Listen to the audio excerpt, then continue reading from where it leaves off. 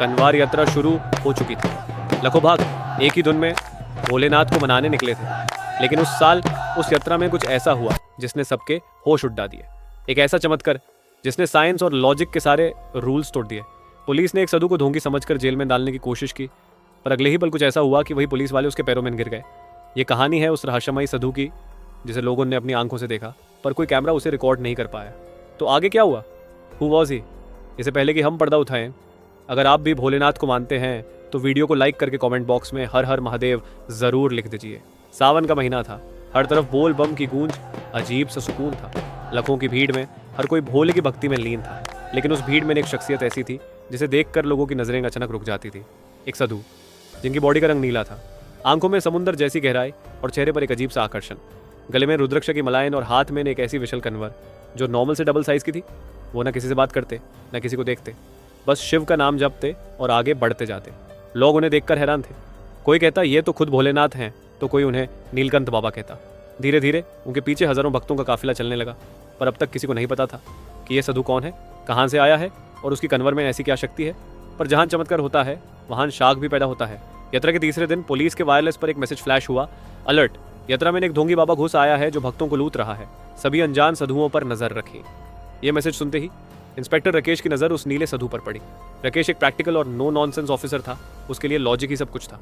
उसने अपनी टीम को ऑर्डर दिया, जो साधु सबसे ज्यादा अटेंशन अट्रैक्ट कर रहा था वही सस्पेक्ट हो सकता है, घेर में लो इसे।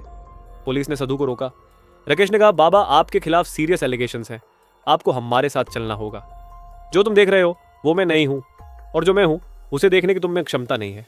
यह सुनकर राकेश का गुस्सा बढ़ गया। तेरे जैसे बहुत देखे हैं, कन्वर नीचे रख और चल। उसने अपने जवानों को कन्वर हटाने का ऑर्डर दिया और फिर शुरू हुआ चमत्कारों का सिलसिला जिसने सबको हिला कर रख दिया। पहले एक, फिर दो, फिर 10 पुलिस वाले मिलकर उस कन्वार को उठाने लगे, पर कन्वार एक इंच भी नहीं हिली। ऐसा लग रहा था जैसे वो जमीन से जुड़ गई हो। भीड़ में खड़े एक पुलिस वाले, नीरज, की मां 3 महीने से हॉस्पिटल में थी। डॉक्टर्स ने जवाब दे दिया था। वो रोते हुए साधु के पास गया, बाबा मेरी माँ को बचा लीजिए। साधु ने सिर्फ उसकी तरफ देखा और कहा, जा, तेरी माँ अब ठीक है।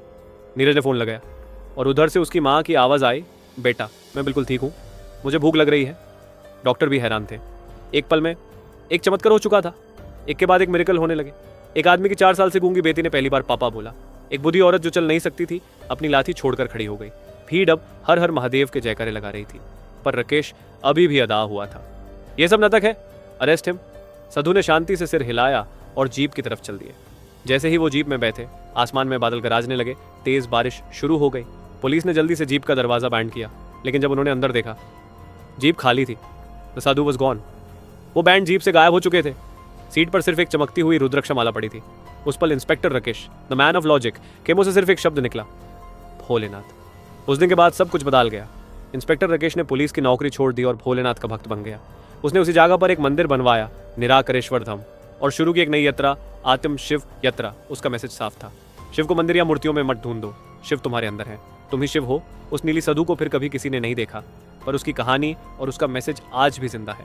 आपको क्या लगता है, क्या वो सच में भोलेनाथ थे जो अपने भक्तों की परीक्षा लेने आए थे, या ये सब आस्था का कोई अनोखा रूप था? अपनी राय हमें कमेंट सेक्शन में जरूर बताएं। हर हर महादेव।